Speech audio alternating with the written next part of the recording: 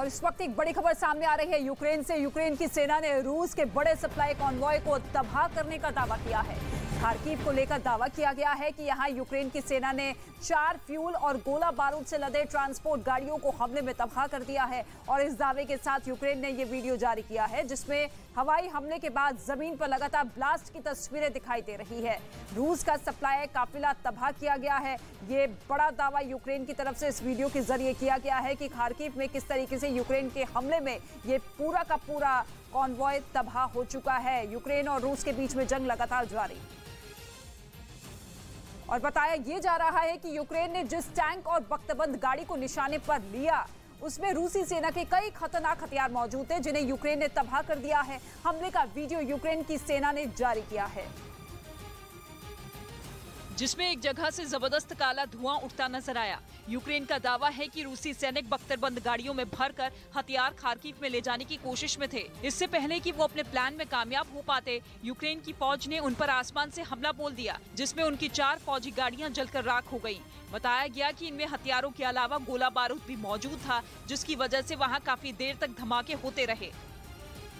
और महाजंग के बीच यूक्रेन से बड़ी खबर सामने आ रही है। यूक्रेन ने रूस के एक मिलिट्री टैंक को जब्त करने का दावा किया है और इस दावे के साथ यूक्रेन ने रूसी टैंक का वीडियो भी जारी किया है। वीडियो में एक रूसी टैंक को दूसरी गाड़ी की मदद से खींचा जा रहा है।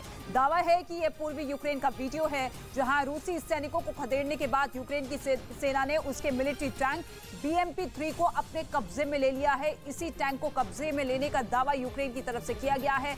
इस टैंक को खींचा जा रहा है दूसरे टैंक से जो कि यूक्रेन का है और ऐसे में ये बड़ा दावा यूक्रेन की तरफ से कि इस बड़े टैंक को हमने अपने कब्जे में ले लिया।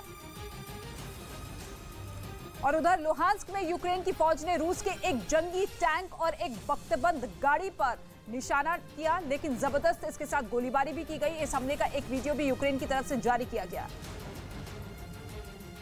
जिसमें सड़क के किनारे एक टैंक और एक फौजी गाड़ी नजर आई। दावा किया गया कि ये रूस की आर्मी का खतरनाक BMP-1 टैंक था जिसे यूक्रेन ने निशाने पर लेकर वहां जोरदार धमाके किए। यूक्रेन की तरफ से जारी इस वीडियो में एक के बाद एक कम से कम 10 गोले दागे गए जिनसे वो टैंक पूरी तरह तबाह हो गया। तो वहीं मशीन गन से लैस बख्तरबंद गाड़ी पर भी यूक्रेन ने हमला किया जिसके बाद वहां चारों तरफ काला धुआं फैल गया। खबर है कि हार्दिक पटेल को मनाने के लिए आला कमान ने उनसे बात की। सूत्रों के मुताबिक कांग्रेस से नाराज हार्दिक पटेल को पार्टी में बने रहने के लिए राहुल गांधी ने संदेश भेजा है। बताया जा रहा है कि आला कमान ने खुद हार्दिक से बात की जिनकी बीजेपी में जाने की अटकलें तेज हैं। नए army chief general Manoj Pande ने पदभार संभालने के बाद रक्षा मंत्री राजनाथ सिंह से मुलाकात की। कनाडा में सनातन मंदिर कल्चरल सेंटर की तरफ से सरदार पटेल की प्रतिमा स्थापित की गई। प्रधानमंत्री ने इसे दोनों देशों के संबंधों का प्रतीक बताया। इस अभिनव प्रयास से जुड़े आप सभी लोगों को बहुत बहुत बधाई देता हूं। और महाजंग के बीच बूचा नरसंहार का सच अब एक बार फिर सामने आ रहा है। बूचा में मौजूद न्यूज 18 इंडिया के रिपोर्टर जनक दवे उस जगह पहुंचे जहां कई परिवारों ने बूचा नरसंहार में अपनों को खोया। आपको दिखाते हैं बूचा से न्यूज 18 इंडिया की ये एक्सक्लूसिव रिपोर्ट। बूचा नरसंहार में 57 लोगों को जो मारा गया, उन 57 लोगों को ये चर्च है, चर्च की जगह है, चर्च का पिछला जो हिस्सा कहे वो है, वहाँ पर सामूहिक तौर पर दफनाया गया। जो लोग यहाँ पर आते हैं वो यहाँ पर फूल चढ़ा रहे हैं। आज चूँकि आज उनके विशेष उनके लिए प्रार्थना आयोजित की गई थी। डॉक्टर विजय हैं, उनसे पूछेंगे, चूँकि कुछ लोग हैं उनसे बात करेंगे कि दरअसल वो क्या हुआ था। डॉक्टर विजय जरा पूछे कि उस दिन क्या हुआ था। 2 बच्चों की एक कहानी बताई जा रही है, वो क्या थी? Зеленый коридор, который дали, вы говорите? Да, первые, колонны, их расстреляли в зеленом коридоре. Расстреляли это кто? Русские фашисты. इनका कहना है रशियन फासिस्ट जो थे उन्होंने ग्रीन कॉरिडोर दिया था उनको पार करने के लिए और जैसे ही वो फैमिली निकली उनको शूट कर दिया गया था। अब देखिए कहानियाँ कैसी कैसी है। छोटे 2 बच्चे जी बताए। ये कह रहे हैं कि जब निकले थे वो लोग गाड़ी में तो उस पर लिखा हुआ था देती, जिसे कहते हैं बच्चे, चिल्ड्रंस और ऑन बोर्ड, और वाइट कलर का उन्होंने बांध रखा था कि प्लीज़ डोंट शूट हियर। देखिए क्यों रूसी सैनिकों और ख़ास तौर पर पुतिन पर वॉर क्रिमिनल की बातें छेड़ी जा रही है, कही जा रही है, उसकी कारण यही है। बता रहे हैं कि 2 बच्चे 4 और 9 साल के, उनको बाकायदा ग्रीन कॉरिडोर देके बाहर निकलने के लिए बात कही गई थी। बावजूद दोनों बच्चों को मारा गया। उस व्हीकल पर चिल्ड्रन ऐसा लिखा हुआ था, बावजूद उस वैन को निशाना बनाया गया और उन बच्चों को यहाँ पर दफनाया गया। आखिर में इस तरीके की कहानी बुचा में जहाँ पर जाएंगे, इन परिवारों की ऐसी ही कहानी लगातार सामने आती रहती है। और ये परिवार के सदस्य हैं जो यहाँ पर आज बुचा का ये जो चर्च है वहाँ पर पूजा के लिए आया है। रोज़ आते हैं, रोज़ इसी जगहों पर इस तरीके से फूल चढ़ाते हैं। पुराने हथियारों के भरोसे रूस का मुकाबला कर रहे यूक्रेन ने अमेरिका से F-15 और F-16 जैसे आधुनिक लड़ाकू विमान देने की गुहार लगाई।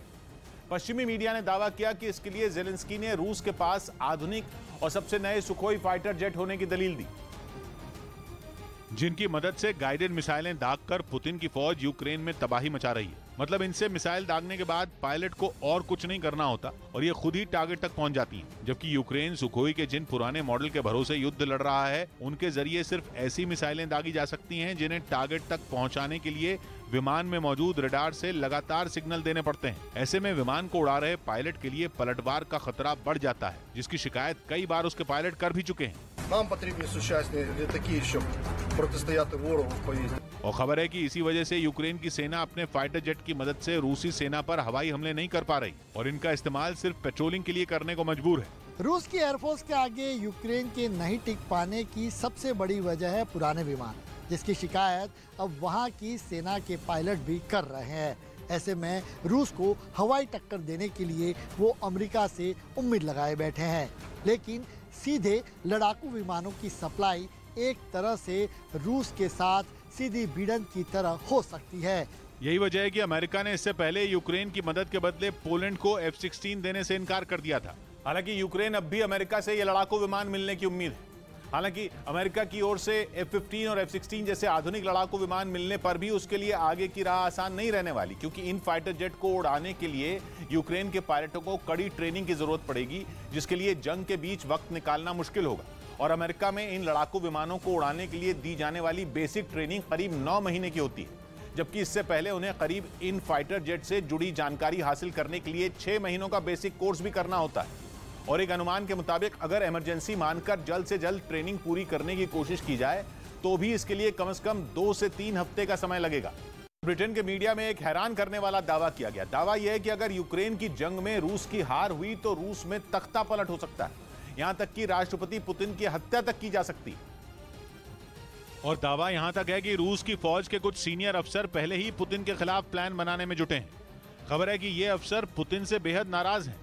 यूक्रेन के ऑपरेशन को ये अफसर पुतिन की सबसे बड़ी नाकामी मानते हैं। सेना के अधिकारियों का ये धड़ा कभी भी रूस में कोई बहुत बड़ा कदम उठा सकता है। दावा है कि पुतिन को भी इस तरह की योजनाओं की खबर पहले से है, इसीलिए वो अपनी ही फौज के कुछ अफसरों को पहले ही जेल में भी डाल चुके हैं। खबर है कि गुमराह करने का आरोप लगाकर करीब 150 अफसरों को जेल में डाला जा चुका है। लेकिन दावा यह कि असली कहानी गुमराह करने की नहीं है, बल्कि असली कहानी तो यह है कि कोशिशें रूस में तख्ता पलट की हो रही थी, जिसके बाद पुतिन एक्शन में आए और इससे जुड़े सभी लोगों पर कार्रवाई की कोशिश की।